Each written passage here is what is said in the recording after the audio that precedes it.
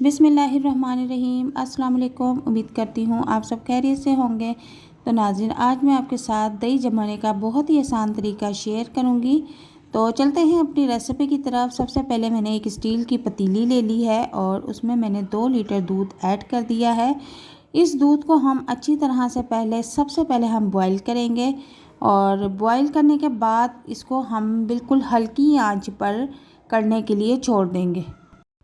अगर आप चाहती हैं कि आपका दही जो है वो पत्थर के जैसा सख्त जमे, तो आपने ये करना है कि कम से कम दूध को 15 से 20 मिनट तक बिल्कुल लो फ्लेम पर पकने के लिए छोड़ देना है। उससे ये होगा कि दूध के अंदर जो एक्स्ट्रा पानी होता है वो बिल्कुल खुश्क हो जाएगा और पीछे बिल्कुल खालिस दूध रह जाएगा। जैसा कि आप जानते हैं कि दही का इस्तेमाल बहुत ज़्यादा होता है, बड़े छोटे बूढ़े सब जो है दही को बहुत शौक़ से खाते हैं। और दही को सुबह नाश्ते के तौर पे भी इस्तेमाल किया जाता है, पराठों के साथ भी इसे खाया जाता है, इसकी लस्सी भी बनाई जाती है और मज़े मज़े के खानों में भी इसे इस्तेमाल किया जाता है। तो जनाब, दूध कड़ के आधा रह चुका है। तो दूध के अंदर जितना भी एक्स्ट्रा पानी था वो सारा का सारा खुश्क हो चुका है। अब मैं चूल्हे का फ्लेम ऑफ कर दूंगी और जिस बर्तन में मैंने दही जमाना है उसमें इसको निकाल के रख दूंगी। तो नाज़रीन, मैंने इसमें दूध निकाल दिया हुआ था, लेकिन मैंने जब देखा तो कैमरा ऑफ था, तो इस वजह से मुझे दोबारा से ये करना पड़ रहा है। तो मिट्टी के बर्तन में मैंने जो है दूध निकाल दिया है और निकालने के बाद एक छोटा सा बाउल मैंने लिया है अपने छोटे बेटे के लिए, उसमें भी मैंने दूध निकाल दिया है। इन दोनों चीज़ों में मैं दही जमाऊंगी और दूध को मिट्टी के बर्तन में निकालने के बाद इसको अच्छी तरह से हमने फेंटना है और इसको ठंडा होने के लिए हमने तकरीबन आधे घंटे के लिए छोड़ देना है। तो दूध फेंटने से फ़ायदा ये होगा कि इसके ऊपर जो झाग है वो बाद में मलाई की शक्ल में आ जाएगी। तो जनाब, दूध ठंडा हो चुका है और दूध को ज़्यादा ठंडा नहीं करना, बस नीम गर्म रखना है, इतना जितना के छोटे बच्चे को फीडर में नीम गर्म दूध देते हैं कि जितना कि वो पी सके। तो अब एक साइड से मैंने इसके बीच में होल किया है और वहाँ से चम्मच से मैंने थोड़ा सा दही इसमें जो है मिक्स कर दिया है और मिक्स करने के बाद इसको अब हम ऐसे ही छोड़ देंगे और हमने कुछ नहीं करना।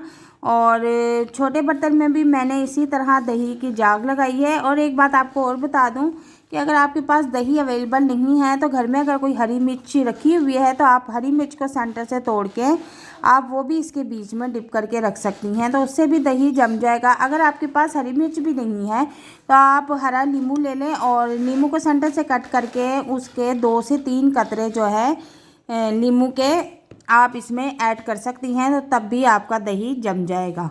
तो परेशान होने की बिल्कुल ज़रूरत नहीं है। दही को हमने जाग लगा दी है और अब हम इसको कवर करके रख देंगे। और चूँकि आप जानते हैं कि सर्दियों का मौसम है, इसलिए दही बहुत मुश्किल से जमता है, इसकी वजह से मैंने इसके नीचे भी कपड़ा बिछाया है। और जब इसको हम कवर करेंगे तो इसके ऊपर भी हम कपड़ा ज़रूर रखेंगे ताकि इसको अच्छी तरह से गर्माइश मिले और ये जल्दी से जल्दी जमकर रेडी हो जाए।